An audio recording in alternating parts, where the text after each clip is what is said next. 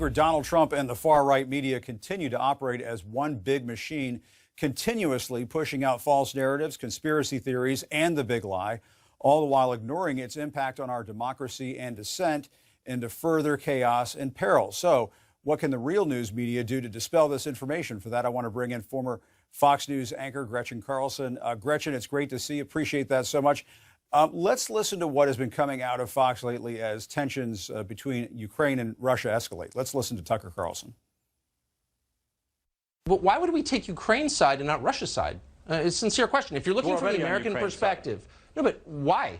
I mean, who's got the energy reserves? Who's the major player in world affairs? Who's the potential counterbalance against China, which is the actual threat? Why would we take Ukraine's side? Why wouldn't we be on Russia's side? I'm totally confused.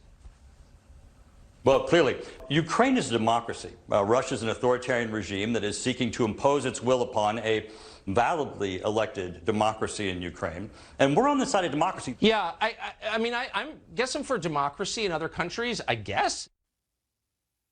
And Gretchen, an Axios report highlights how House Republicans are parroting Tucker Carlson's pro-Russian stance. Why do you think Tucker does this? And why do the Murdochs allow it? Do they not even care, or is it just about money and ratings, do you think? Ratings, I think, first and foremost, but this is the result of fake news.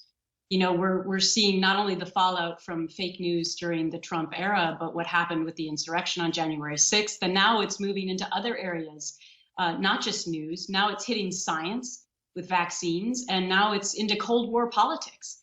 I mean, the idea that we were talking about whether or not we should support Ukraine or Russia, there wouldn't be a Republican on the planet that 5 years ago would have said that they would have supported Russia over Ukraine. But this is where we are now. Conservative television news is certainly not the conservative news that was out there even just 5 years ago. Yeah, it's stunning. And since the insurrection, you mentioned that, we've learned that some big names over at Fox were acting almost as advisors to Trump, like Sean Hannity and Laura Ingraham. And then their text came out where, you know, it sort of suggests that they knew that there was a problem inside the Trump White House, and that problem being the president at the time. You worked at Fox. Does this surprise you that Fox anchors would be advising a president, advising a White House? Not necessarily. I'm not sure that it doesn't happen on the other side as well, depending on who happens to be in the office. But I think the bigger story coming out of that is how disingenuous it was to be sending those texts of warning while then going on the air to the American people and doing a complete injustice and disservice by saying something completely opposite and ginning up this whole reaction that it was just fine and patriotic for people to be there on January 6th.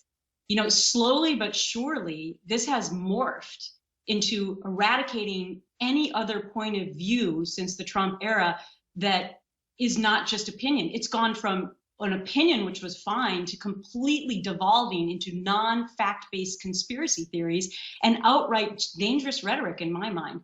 And I think it's a complete disservice to our country. Totally. And there have been these bizarre moments when we've seen top Republicans like Senator Ted Cruz groveling on Tucker's show. I mean, did you ever think that day would come? No. And, you know, I think that this is very upsetting to Republicans also, to be quite honest. I mean, I wish more of them would have the courage to do what I did, quite honestly, and come forward and take on a behemoth. But listen, for the safety of the Republican Party and for our democracy, I wish more would, because this is not going to end well in my mind. It's really hard to change people's opinions because they're only watching what they want to hear, you know, and that's the other problem that we have in society with the media right now, is that we're so siloed into only watching what we agree with. And so every day that thought process just gets reinforced time after time. I mean, there are some people, Jim, who actually, when I'm walking through the airport, still think that I work at Fox News. Wow. Because they watch only Fox News and they never covered my story there, obviously. And so, you know, that's what they see and what they hear. Now, that works on the other side, too. There's probably people that only watch other networks that have another point of view. But I think it's incredibly dangerous to have, there's a big difference between having a conservative opinion and having one that supports conspiracy theories. Totally. And despite your concerns about our democracy, you are trying to utilize our democracy to make change. Wednesday, there's going to be a House vote on your bill, what you said will be one of the biggest accomplishments in your life. Do you have the votes? And tell us about it. Well, thank you so much for asking about it. This has been my personal passion over the last 5 years since I did sue Fox News and Roger Ailes for harassment. So I'm trying to get rid of the silencing mechanisms, mainly forced arbitration for harassment and assault, that keeps all these issues silent in the workplace.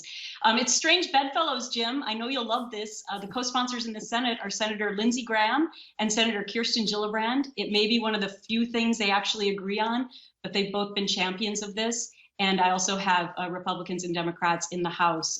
It will be the biggest labor law change in the last 100 years, my biggest life accomplishment. But more importantly, this is going to change the landscape, making the workplace safer for millions of people.